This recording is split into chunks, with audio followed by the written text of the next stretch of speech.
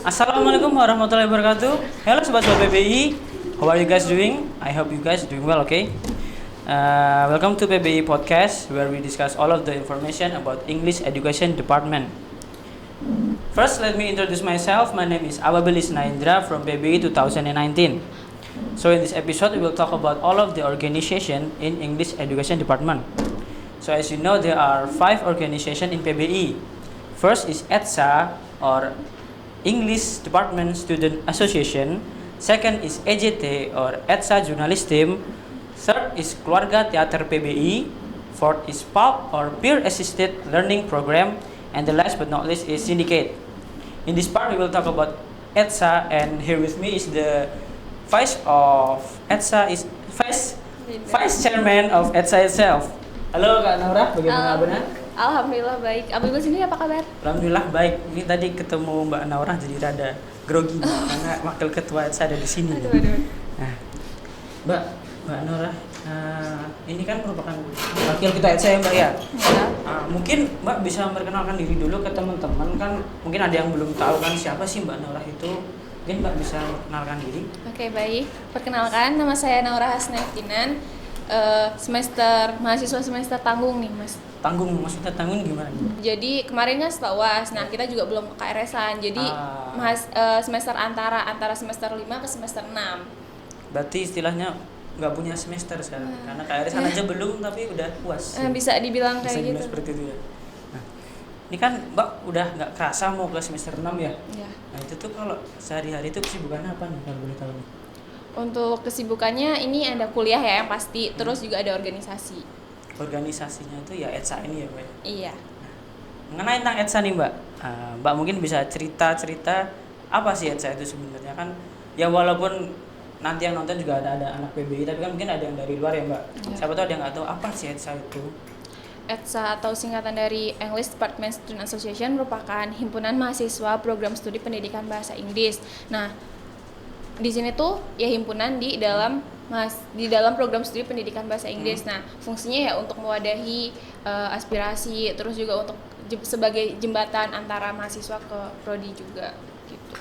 Oh, berarti kalau misal mahasiswa PBI pengen menyampaikan aspirasi gitu lewat EDSA itu juga bisa atau gimana? Iya, bisa. Seperti Jadi itu ya? Jadi nanti di EDSA juga menaungi 2 lembaga swadaya organisasi ini, Mas. Oh. Jadi ada EDSA Journalist Team atau EJT dan Keluarga Teater PBI. Berarti EJT dan Keluarga Teater PBI itu ibaratnya kayak anaknya EDSA gitu ya?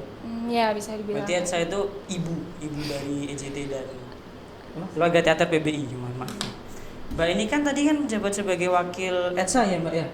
Itu sebelum menjabat sebagai wakil EDSA itu apakah Mbak sebagai anggota di apa atau di apa gitu? Menjabat sebagai apa gitu sebelum jadi wakil? Jadi sebelum menjabat sebagai wakil ketua EDSA, saya menjabat sebagai anggota divisi religi. Religi, berarti berkaitan tentang agama kan? Oh iya. Agamanya kental ini pasti. Aduh, berat. Lalu Mbak, kalau sekarang kan jadi wakil ketua EDSA, dulu jadi anggota divisi religi ya? Ya. Nah, itu tuh apa sih perbedaan yang Mbak Naura rasakan saat menjabat sebagai anggota divisi religi dengan wakil ketua EDSA? Itu apa yang Mbak rasakan? Untuk perbedaannya pasti yang ditanggung jawabnya sih. Soalnya kalau misalnya udah jadi wakil ketua kan itu kan tanggung jawabnya lebih gede. Kalau misalnya sebagai anggota kan kita masih ada panutan gitu kan, ngikut alur yang udah ada gitu, dan tinggal kasih masukan gitu kan. Terus kalau misalnya udah jadi wakil nih, udah ibaratnya jadi pengurus intinya ya, itu lebih berat karena kita kan harus ngebimbing teman-teman yang lain untuk menjalankan kegiatan-kegiatan di EDSA gitu. Oh, berarti yang terlihat signifikan itu di tanggung jawabnya ya, karena kalau udah jadi wakil ketua ya harus membimbing di bawah-bawahnya ya Mbak ya. Terutama yang anggota baru seperti itu Mbak. Iya benar. Tadi kan Mbak Naura kan bilang kalau dulu pernah menjadi anggota di divisi religi. Nah, di EDSA ini sendiri tuh berarti modelnya ada divisi-divisi gitu ya Mbak ya? Iya ada. Itu ada berapa kalau Mbak? Ada 5 divisi. 5? Iya. Apa aja tuh Mbak? Jadi ada divisi hubungan masyarakat atau humas, terus ada divisi akademik, divisi penalaran, divisi keagamaan atau religi tadi, terus sama divisi minat bakat. Oh, berarti ada 5 sih. Nah, terus kalau di setiap divisi itu ada tugasnya masing-masing atau mereka tuh jadi satu terus punya tugas satu gitu? Jadi ya ada tugasnya masing-masing. Jadi nanti di humas kan hubungan masyarakat. Ya. Jadi nanti untuk menjaga hubungan antara masyarakat di ETSA sendiri kan mahasiswa BI kan, di luar kepengurusan gitu kan. Jadi di humas sendiri tuh kayak menjaga dari hubungan masyarakat antar ETSA ke masyarakat PBI gitu kan. Itu bisa lewat sosial media. Nah, terus setiap divisi kan juga ada proker-prokernya. Nanti seperti yang di penalaran itu seperti berjalan di bidang keilmiahan, penulisan ilmiah. Terus nanti untuk yang akademik di bidang akademis. Terus untuk keagamaan pasti di bidang keagamaan, dan minat bakat itu di bidang minat dan bakat mahasiswa. Jadi nanti setiap divisi itu mempunyai program kerja untuk menjalankan fungsinya. Jadi sebagai apa ya? Sebagai alat untuk Menampung seperti iya, itu? sebagai alat untuk menampung atau menjalankan fungsinya itu ya lewat iya. proker-proker itu. Gitu. Berarti ya lumayan banyak ya Mbak kegiatan di saya. Ya lumayan banyak. Lalu kalau untuk ini kan tadi yang Mbak sebutkan ini kan kegiatan di dalam kampus yang misalnya yang lingkup UAD gitu kan. Kalau untuk kegiatan yang eksternal gitu misal ke masyarakat luar atau ke mungkin ke mahasiswa di kampus lain itu ada nggak Mbak? Ada. Ada. Ada. Oh, ada. Ada. Apa Mbak kegiatannya Mbak? Jadi untuk tahun kemarin, 2 tahun kemarin kita ada program kerja namanya JOS atau Join on Seminar. Itu kita ke Universitas Negeri Jakarta. Oh, di Jakarta. Iya. Jadi kita ke sana, kita acara bareng, terus sekaligus kita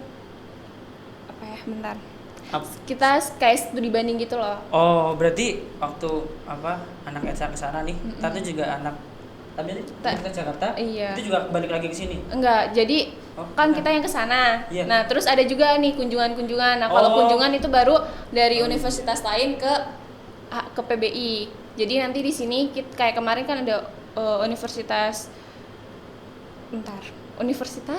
Muhammadiyah Lampung, Universitas dari Muhammadiyah Lampung Lampung, ada Universitas Oh, Metro. gitu. Kesini nanti kita kayak tentang tukar pendapat, tukar wawasan tentang keorganisasian gitu. Oh, tapi itu 2 tahun yang lalu berarti udah ya jauh sebelum pandemi ya. Iya, kalau misalnya yang kunjungan itu baru 1 periode kemarin. 1 periode itu berarti Yang waktu Mbak jabat sebagai divisi Iya. religi itu ya. Kalau untuk kegiatan sekarang ini kan online gini, ada nggak gitu kegiatan eksternal gitu Mbak? Untuk yang online belum ada sih, Mas. Belum ada ya? Iya, belum ada. Ya, gara-gara pandemi nih, semoga cepat berakhir Mbak ya. Ya, amin. Stay healthy ya, teman-teman. Lalu Mbak jadi grogi nih. Lalu untuk kegiatan yang paling berkesan selama Mbak Naurah menjabat sebagai wakil ketuanya apa? Kan pastinya kan waktu Mbak menjabat sebagai wakil ketua kan pasti banyak kegiatan. Nah, itu yang menurut Mbak Naurah paling berkesan itu apa? Ini sebagai wakil ketua kan ya, berarti pas online. Iya. Pas daring, proker daring ini.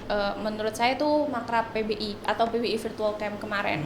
Soalnya berkesannya gara-gara antusias dari pesertanya sih. Itu keren-keren banget. Mereka ngeluarin karya yang bener-bener walaupun daring, mereka tetap kasih video gabungan-gabungan gitu, yel-yel gitu, pensi lewat, tapi jaraknya tuh jauh gitu. Jadi tuh wah keren banget sih pokoknya. Jadi di luar ekspektasi gitu loh. Jadi walaupun mahasiswa baru tuh online, tapi mereka tetap antusiasnya tuh tinggi ya Mbak ya? Iya, tapi sebenarnya semua program kerja itu berkesan sih karena ada kesannya masing-masing. Pastinya. Lalu kalau untuk di masa pandemi gini tuh berarti semua kegiatan ETSA itu melalui secara daring gitu ya? Nggak ada yang offline gitu? Untuk pelaksanaan kegiatannya itu daring, tapi untuk persiapannya kita ada yang offline. Ada yang luring, kayak misal rapat ya? Iya, mungkin beberapa rapat. Terus mungkin kan ada webinar kayak gitu kan kita minta join gitu kan, koordinasi sama teman-teman sindikat. Terus nanti kita bisa live streaming gitu, kayak gini nih. Kita podcast berarti offline. salah satunya seperti yang ini yang sedang kalian tonton nih teman-teman. Benar. Lalu itu kan tadi Mbak bilang kalau rapatnya offline ya. Itu berarti rapatnya di Jogja, berarti mahasiswa yang anak ETSA yang lagi Jogja itu terus ngumpul gitu. Iya. Berarti kalau tapi tetap pakai protokol kesehatan ya teman-teman. Pastinya itu harus teman-teman. Karena ya COVID adalah musuh kita semua. Iya. Selain sakit hati Mbak. Apa sih? Curhat ya. Lalu Mbak, ada nggak sih kendala waktu melaksanakan kegiatan secara online ini? Kendala pasti ada dong.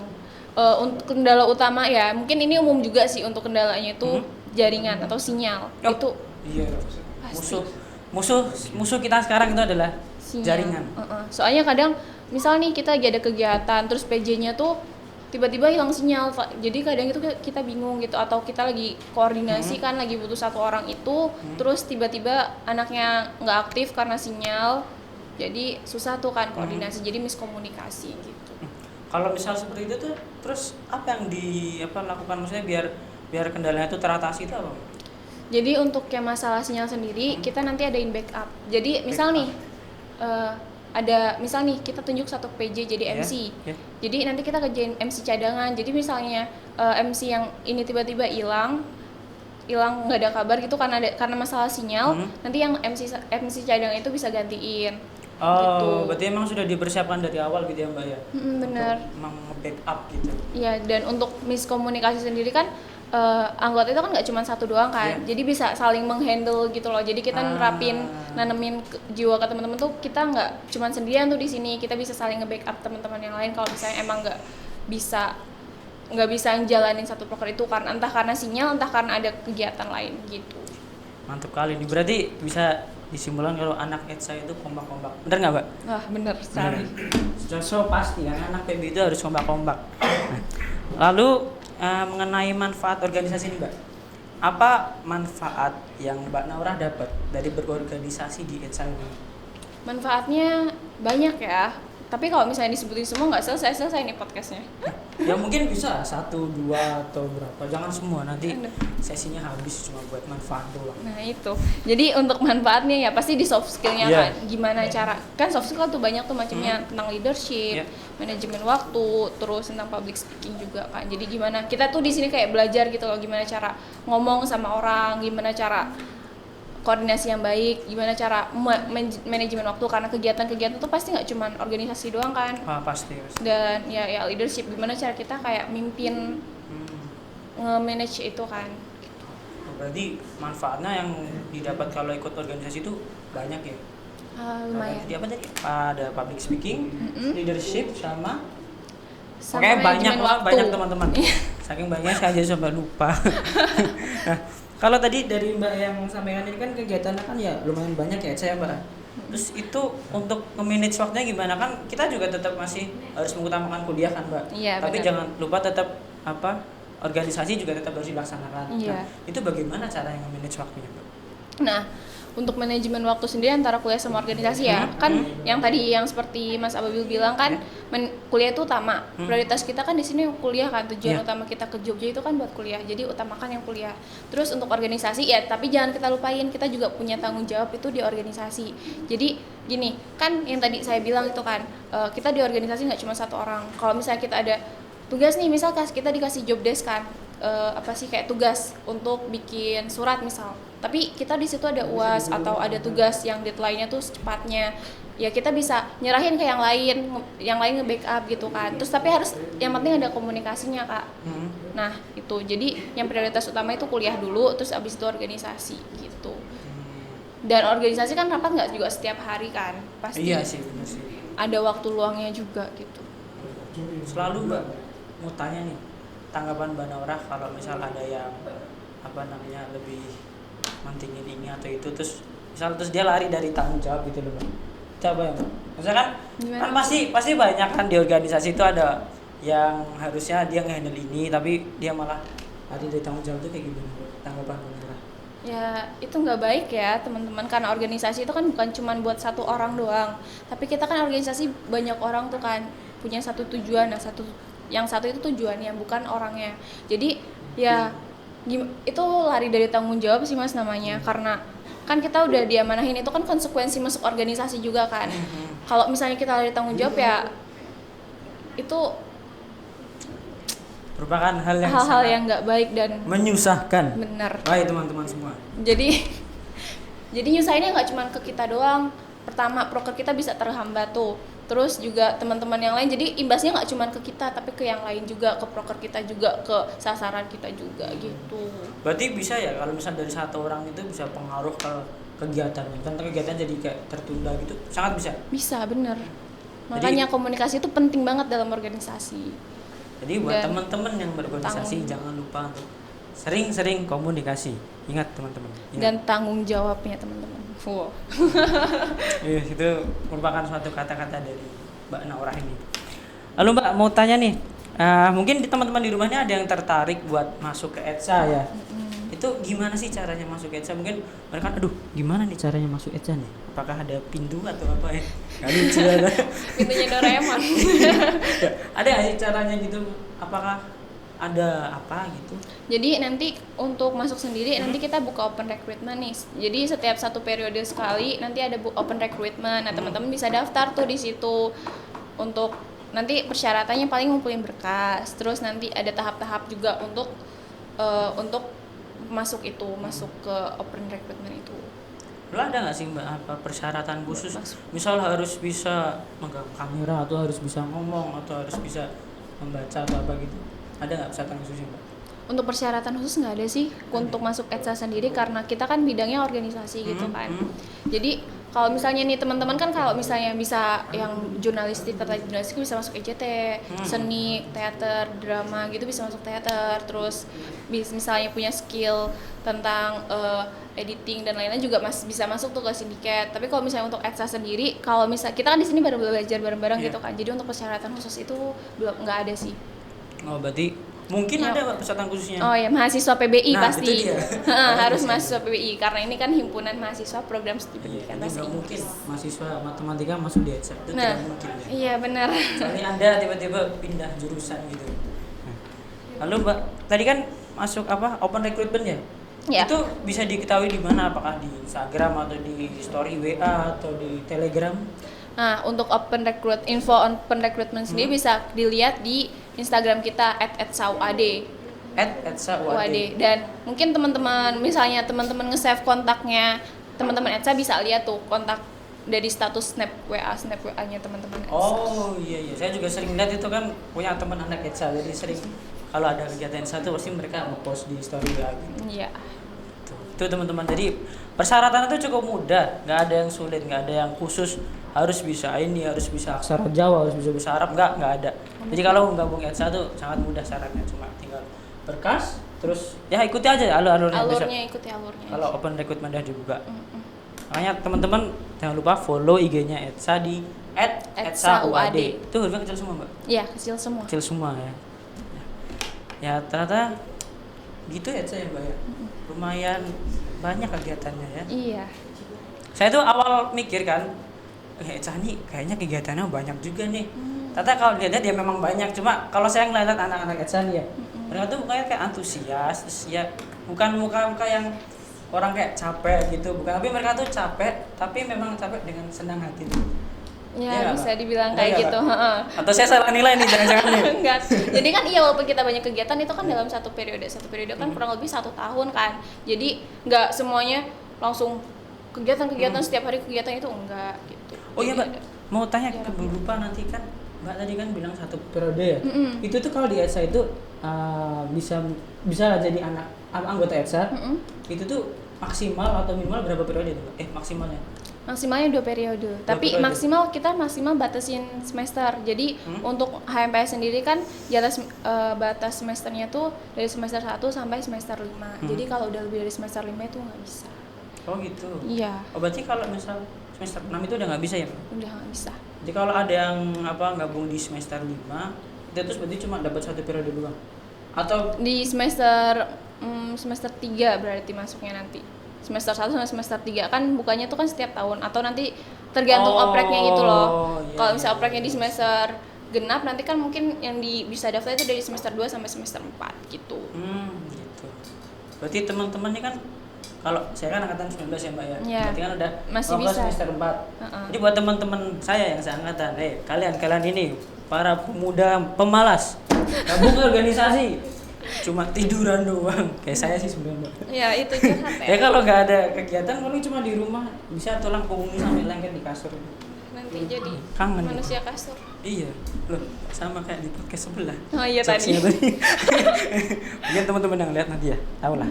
Nah, jadi teman-teman PBI, berhubung karena waktunya sudah habis, waktu podcast kita jelas terbatas karena Kalau kayak Om Deddy nanti lama sekali podcastnya.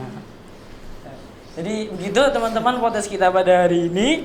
Terima kasih buat teman-teman yang udah nonton podcast sampai detik kali ini karena Anda orangnya slow banget berarti. Semoga informasi-informasi yang saya berikan bisa sangat berguna buat teman-teman semuanya dimanapun kalian berada. Karena saya tahu kalian pasti ada di mana-mana tersebar di Indonesia kayak Indomaret. Duh. Saya Abah Belis Nahendra pamit undur diri dan Mbak Naura Hasna Iftinan. Naura Hasnani. Tadi saya lupa tanya nama panjangnya. Kata namanya Naura Hasna Iftinan. Mohon maaf ya teman-teman. Saya rada grogi kalau sama cewek sebenarnya. Aduh. Nah, jadi teman-teman jangan lupa klik like, komen, dan subscribe tentunya di channel ini, jangan di channel lain ya. Karena tentunya masih banyak konten-konten yang menarik dan sangat worth it betul ya, Mbak? Iya benar. Tip English, sangat worth it untuk ditonton. Nah, see you on the next episode. Wassalamualaikum warahmatullahi wabarakatuh. Bye bye guys. Assalamualaikum warahmatullahi wabarakatuh.